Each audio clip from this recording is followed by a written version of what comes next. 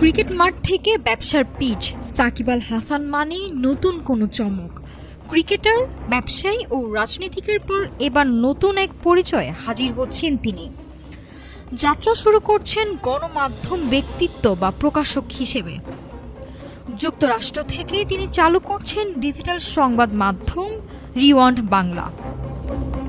22 গজের ক্রিজে ব্যাট বলের লড়াইয়ে তিনি কিংবদন্তি। মাঠের বাইরেও বিভিন্ন ব্যবসায় সফল এক নাম।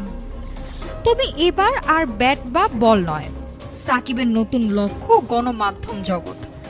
ডিজিটাল মিডিয়া জগতে নাম লেখাচ্ছেন বিশ্বসেরা এই অলরাউন্ডার। তার এই নতুন উদ্যোগের নাম রিওয়ান্ড বাংলা। বর্তমানে যুক্তরাষ্ট্রে অবস্থান করা সাবেক এই টাইগার অধিনায়ক সেখান থেকেই শুরু করছেন এই ডিজিটাল প্ল্যাটফর্ম। এটি হবে মূলত একটি দ্বিভাষিক মাধ্যম, যেখানে বাংলা ও ইংরেজি দুই ভাষাতেই পাঠকরা সংবাদ পড়তে পারবেন। তবে উদ্যোক্তারা জানিয়েছেন বাংলাকে এখানে সবচেয়ে বেশি অগ্রাধিকার দেওয়া হবে। সাকিব আল হাসান বলেন, চেষ্টা করব সব এক্সক্লুসিভ নিউজ করার। খুব শীঘ্রই আমরা আনুষ্ঠানিকভাবে আমাদের যাত্রা শুরু করতে যাচ্ছি।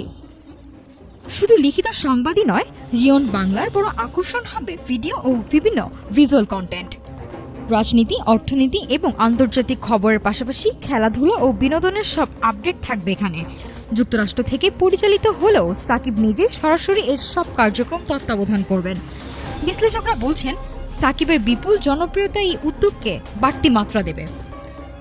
তবে সংবাদ মাধ্যমের চ্যালেঞ্জিং পথে টিকে থাকতে হলে প্রয়োজন নিরপেক্ষতা ও শক্তিশালী গঠনতন্ত্র। মাঠের ক্রিকেটের মতো মিডিয়া জগতেও কি ছক্কা হাঁকাতে পারবেন সাকিব? উত্তর মিলবে খুব শীঘ্রই।